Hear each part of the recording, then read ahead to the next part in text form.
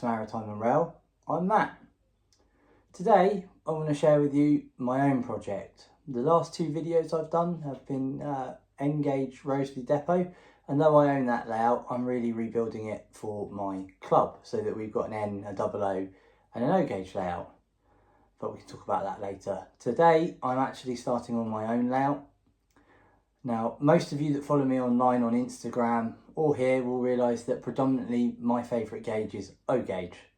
So for the first time ever, I'm going to build an O-gauge layout in a modular status so that I can take it out or put it in the loft and move it, because at some point I'll be moving house and I'll be moving from here and then I'll be able to put it up permanently. But for the foreseeable future, it's bigger than any room I've got. My loft is still being cleared to move, so I haven't got room up there, so I just need to have something that I can use now and again. Perhaps down at my club also there'll be room for it, we'll see. For now, enjoy the video. What we'll do is I'll show you what I've got out today, which is 20 of the 30 feet layout. The plan for it, because it's going to be an O-gauge heritage railway with 2 loops. And I must also thank Rob from the Kiln line, because I had a chat with him this morning, and now we're going to have NG7 as well. I'm not quite sure where that's going yet, but we'll get onto that. And then I'll show you the new purchases that have arrived for the layout as we move forward. There is more track and rolling stock arriving in the near future, but for now I'll show you what I've got, where I'm going and what I want to do.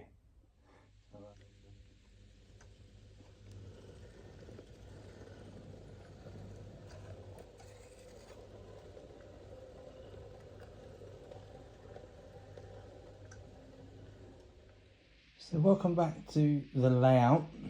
This is 20 of the 30 feet, and this is where the station, which will be the predominant bit I want, is. So sort of reminiscent of Bewdley and maybe Gromont, but less than an original track plan. What we're doing here is having a twin track with a junction. Now everyone recommended a bay, but I'm not so sure. What I might do is just put a exit so you can run a train in behind, because this is where this line here is where we'll store our dining train model. So though it'll act like a bay, the train will only ever go out that way and load from this platform, and it will be shunted back in that way. This way allows for a small shunter type engine to come up behind and provide things like steam heat or electrical heat. This line will just travel straight through and we'll have a longer platform. And this one is designed to hold around 5 carriages. 4 to 5 carriages, so a shorter platform. Then we'll go off there, and on the next board, before the curve, there'll be a junction. And then coming down this way, you'll come off this junction onto another junction, so you can use either line. So this is the rough plan of my layout. Bear with the mess, this is the only room long enough I've got to set it up and show you what I'm doing. So the layout is planned to be DCC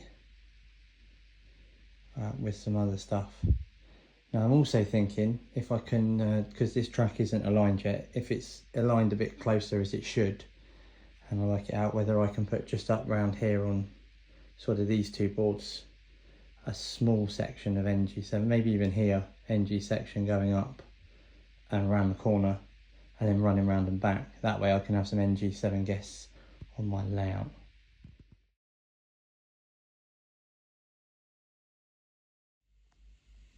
Right, take 2, loosely planned. This is the new plan. Scrap the bay platform. Have an entrance junction for terminating trains into the other platform.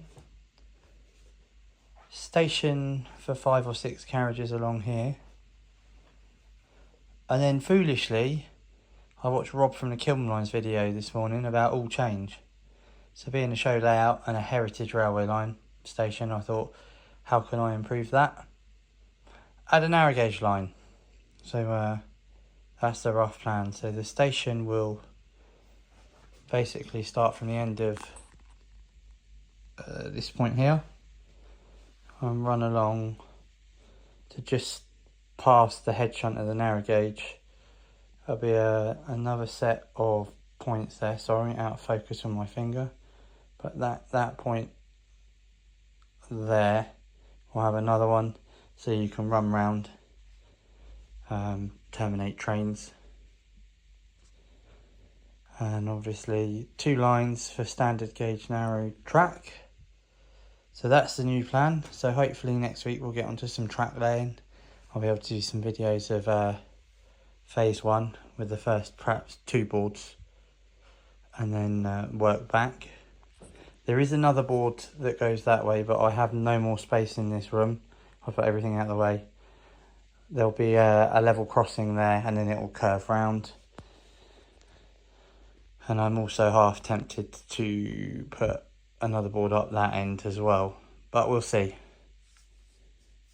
The narrow gauge will be NG7, and that will be a single track line. I haven't quite decided yet whether to have a run round loop with a run round loop further on round the curve, or whether to run it on completely into the fiddle yard and then have its own little separate spit so you can run a few trains in and out. We'll see. But that's my basic plan.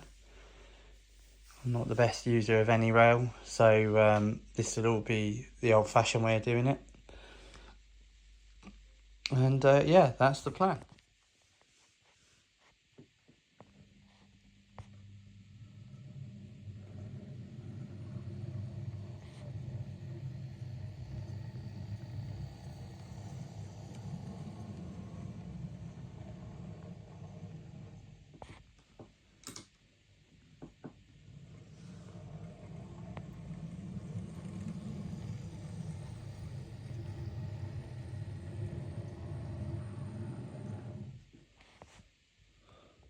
First up is this Dapple 6-wheel milk tanker, St. Ivel. It's a model of one that is actually in preservation at Goathland.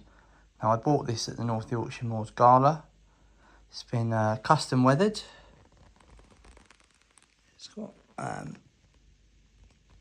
eye couplings.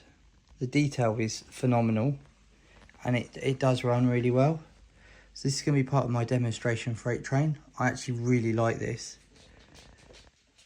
So plenty to have a look at. I'll just show you the underframe.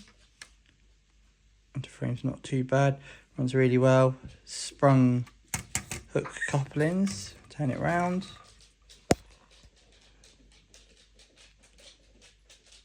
I'm sorry for knocking the camera.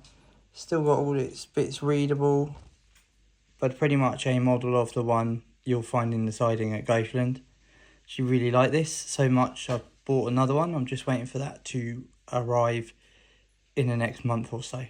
Next up is this BR grey even plank brake wagon. Bought this in a Rails of Sheffield sale.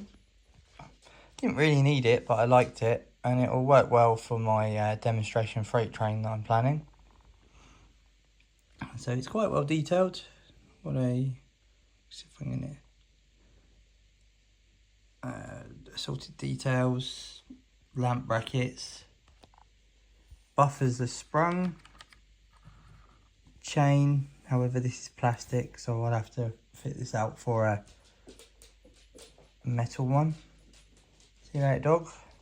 Put some crew on it, but it is quite nice. Again, good underframe detailing for what I paid for it, which wasn't very much. Very, very happy. But we'll move on now to the coaches.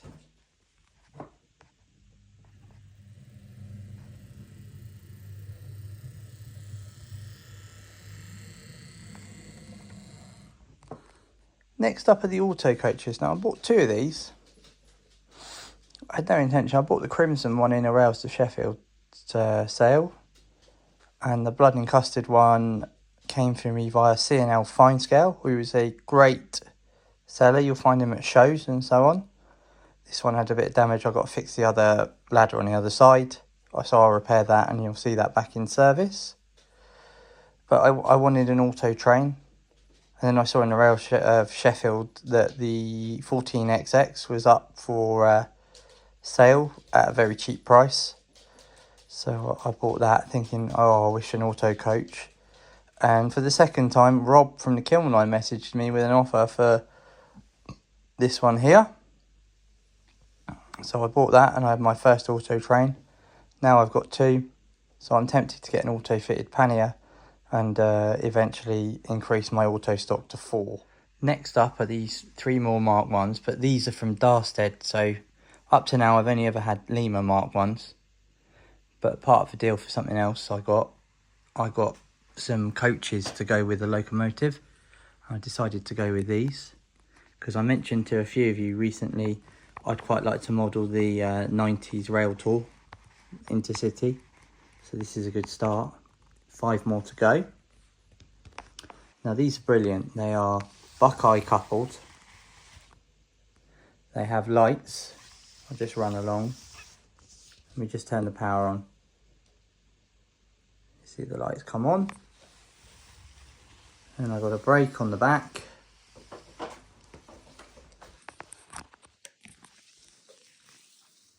With our working tail light. So I can't wait to... So this is a set of coaches I can't wait to extend and expand. And then hopefully we'll get some mainline engines on the front of it. And we have the rail tour coming through.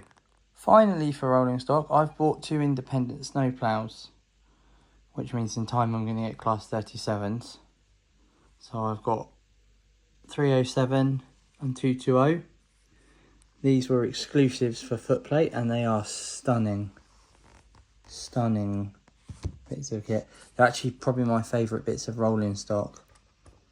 Independent. You can, if you want to go for the more modern, fit the sort of air clear or snow clear a bit that goes over the top. That comes in a packet like this that you have to glue on. Being a heritage railway, I'm convinced I want to keep it as it would have been in the steam days. Though the livery is a little bit more modern than that. They're quite good. They buffer right up very close. I'll share a picture. At the back you've got some cab detail. You lift this bit up here to reveal a coupling. However, this is plastic, so always try and use your Locomotives one rather than that. But my aim for this really is to have this class 37, then another snowplow. Just as a bit of scenic interest. You know, some people talk about scenic trains. This will be one of them for me. So I'm in love with these. They are sort of James Bondish. Sort of, I just think they're wonderful things. So that concludes the rolling stock that's arrived so far. There will be more coming in the new year. But until then, hold tight. Let me just clear this lot away and then we'll go through the 5 new locomotives that have already arrived.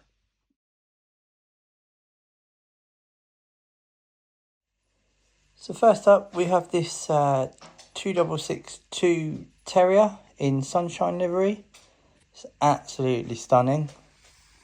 So it's got all its pipe work, buffers. Buffers are sprung. Cab interior, which if I'm clever and I can do, you will see the... No, maybe you won't.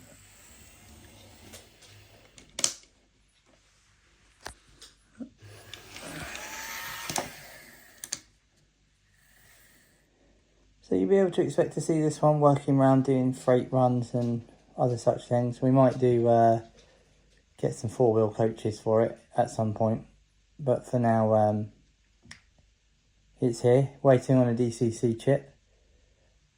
But of my 2 Southern locos, I absolutely love this one. The other one, obviously, as you've seen before, is my Bully Pacific. That's going away shortly for repair. So once the Bully Pacific's there, working alongside this will be stunning. Next up we have 4869 or a 14XX in Great Western livery. I bought this in the Rail Sheffield. I also bought the Terrier in a Rail sale, and goes with my auto coach, my Crimson one. This one is DCC sound fitted, and you can expect to see it, as I said, working auto trains. It's an absolutely stunning model. Firebox flicker, sound. The only thing it needs a slight improvement is the coal, but that's why we're modelers, right? The livery is brilliant. I absolutely love this loco, and is perfect for what I'm trying to achieve with the O-gauge layout. Next up is the Ruston 48 with its massive buffers. This is Sir William McAlpine, which is in the ownership of Laurie's Mechanical Marvels. When this was announced, I immediately pre-ordered it. It's a wonderful loco. It needs a Next 18 decoder, which I haven't fitted because I only had this a few days. And it has a working headlight on the cab. Very small, very how do I describe it? Agile. I'm only ever going to run this with the 2 wagons all round the shed area. Lovely loco. Lovely loco. Going to have to order a Model U lorry to go inside it. But yeah, absolutely in love with this loco, and lots I can see being done with it. Next up we have the BR Black 5 45428. This is Eric Tracy, as it was at the North Yorkshire Moors before it went back into LMS. This is a DCC sound loco. I'm just going to take some dust off. There we go. So not getting it out today because my DCC controller's outside in the CVA. But it has a working headlight, sound, sprung buffers. The motion is lovely. The detail is fantastic. Tender. Need to add a coal load there, but that's fine. Again, when it's working tender first. Got a working lamp. Stunning cab detail and an array of sound functions. So I'm not going to get this one out today, as I can't really be bothered, if I'm honest, to go and get my DCC controller. But yeah, expect to see this one working around my layout, as all my locos will become DCC sound in time. So this is a kit built locomotive. It's numbered 92240. This is an actual preserved 9F. It's the one at the Bluebell. Needs a coat of paint, so the brass is starting to show itself. So 92240 in real life is trying to come back to Steam. There's a program called Awake the Giant. I'll put a link down below to that, but I'll just show you around this one. It's got a cab, again, sprung buffers.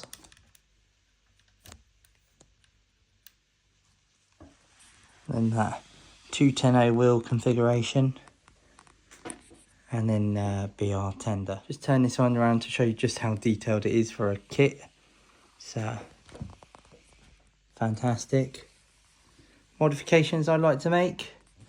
Well, I'd like to drill out the funnels and put a smoke generator in this one. DCC sound. And then possibly put a couple of lamps up the front. But all in good time. Next job for this is a repaint, and then obviously DCC fitting. But for now, we can, if I put the camera down properly, give this a run.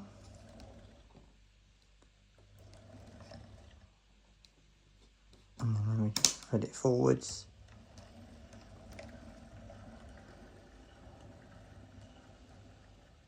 I think whether I run this with wagons or a lot of coaches, it's going to look good. There we go. But yeah, this was on eBay for a ridiculously cheap price. Roughly about half price from when a normal 9F goes. Not thinking I would win it, but at the last minute no one bid on it, so I chucked in a bid, expecting to get outbid. No one outbid me, so I bought this. and I'm so pleased it's on my fleet. Something I've been after for the O gauge fleet for quite a while, and it's spent the summer being tested and running on garden railways and doing really well. We had it hauling 10 Lima coaches, and yeah, mostly you'll see it hauling 6 on mine, but there could be a rail tool. There could be a rail tool where it comes in and pulls it back one way. We'll see. But that's it for now. There are a couple of new locos coming, but I'll save that for another video. So we'll cut to the finish. So a bit of a short update there, but thank you for bearing with it if you got this far. Hopefully next video will be some actual track layer and drop wires going down. So that's all to look forward to. I need to get some point motors as well. I hope you did enjoy it. It's slightly different for O gauge. I'm not your common O gauge modeler, but I'm definitely ready to give this a go and get it show ready. So let's see what it goes. If you did like it, please give it a like and subscribe to the channel, as we'll be doing more O gauge throughout the next 12 months. And you can also follow me on Instagram, and I'll put my page down below in the show more tab. Thank you.